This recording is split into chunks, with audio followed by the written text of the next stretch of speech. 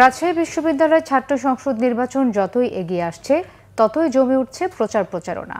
সব ছাপিয়ে আলোচনায় প্রথম শিক্ষাবর্ষের শিক্ষার্থীরা। শেষ সময় ভোটার হওয়া এসব শিক্ষার্থী কোন প্যানেল বেছে নেবেন এই নিয়ে চলছে জল্পনা কল্পনা। রাকসু নির্বাচনের ভোট গ্রহণ 16 অক্টোবর। রাজশাহী থেকে পরিতোষ চৌধুরী আদিত্যর রিপোর্ট, ক্যামেরায় ছিলেন সজল মাহমুদ। রাকসু নির্বাচনে মনোনয়ন ফর্ম তোলা ও জমা দেওয়ার 31 সেপ্টেম্বরের দুপুরের ঘটনা এটি।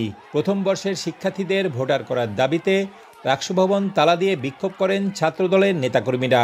মনোনয়ন সংগ্রহ ও জমা দিতে না পেরে এ নিয়ে ছাত্রদলের সাথে মুখোমুখি অবস্থানে দাঁড়ায় ছাত্র শিবির, সাবেক সমন্বয়ক ও স্বতন্ত্র প্রার্থীরা। পরিস্থিতি গড়ায় হাতাহাতি পর্যন্ত। এই ঘটনার ঠিক একদিন পরে রাকসু নির্বাচন কমিশনার প্রথম বর্ষের শিক্ষার্থীদের ভোটার তালিকায় অন্তর্ভুক্ত করে চূড়ান্ত ভোটার তালিকা প্রকাশ করে। একই সাথে বাড়ানো হয় মনোনয়নপত্র সংগ্রহ ও জমাদানের তারিখ। এতে প্রথম বর্ষের প্রায় 4000 শিক্ষার্থী রাকসুতে ভোটদানের সুযোগ পাচ্ছে।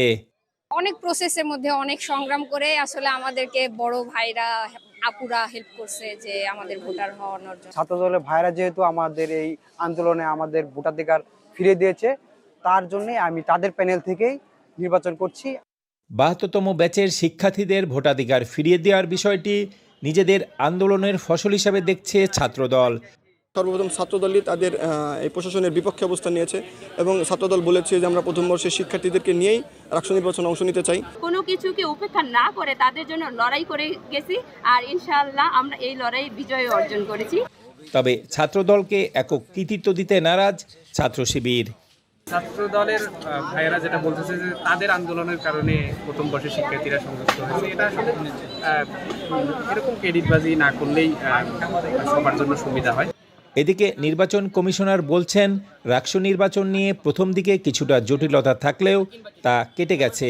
প্রথম বর্ষের শিক্ষার্থীরা হলের অনাবাসিক কার্ড দেখিয়ে ভোট দেওয়ার সুযোগ পাবেন। আমাদের নির্বাচন কমিশন থেকে তাদের জন্য একটা যে অনাবাসিক কার্ড তৈরি করে দিয়েছি এবং এই শিক্ষার্থীরা তাদের রেসপেক্টিভ হল থেকে এই অনাবাসিক কার্ডগুলো সংগ্রহ করে এগুলো দিয়ে ভোট দিতে পারবে। রাকসু নির্বাচনে প্রথম বর্ষের শিক্ষার্থীদের বাদ দিয়েই ভোটার তালিকা প্রকাশ করে কর্তৃপক্ষ। তবে ছাত্রদল এককভাবে আন্দোলন করে তাদের ভোটাধিকার ফিরিয়ে দেয়। এখন দেখার বিষয় আসন্ন এই রাকসু নির্বাচনে প্রথম বর্ষের শিক্ষার্থীরা কোন প্যানেলটিকে বেছে নেয়।